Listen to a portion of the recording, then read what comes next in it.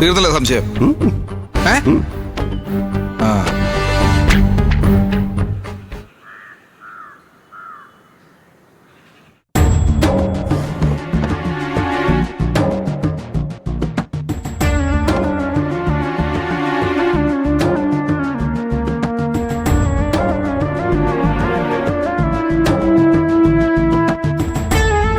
ആ dead body ജീവൻ രാജിന്റെ ആവാത്തത് വലിയൊരു ആശ്വാസം.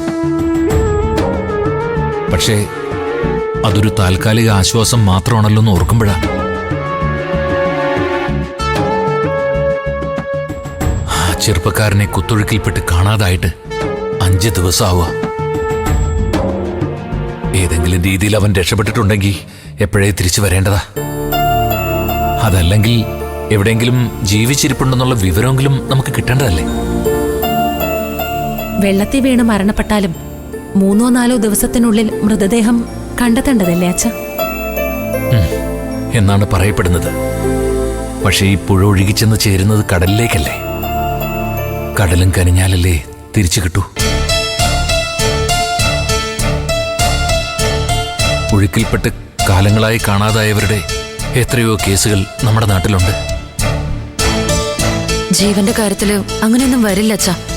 അവന്റെ കാര്യത്തില് ഉടനെ ആർക്കെങ്കിലും ഒരു അറിവ് കിട്ടാതിരിക്കില്ല. ആ അറിവും ഇതുപോലെയാണെങ്കിലും മോളെ, ഇതിലും അഴുകിയ അവസ്ഥയില് വീണ്ടും ഒരു മൃതദേഹം കൂടി തിരിച്ചറിയാൻ മഞ്ചാടിയും കൊണ്ട് പോകണ്ടേ നമ്മള്?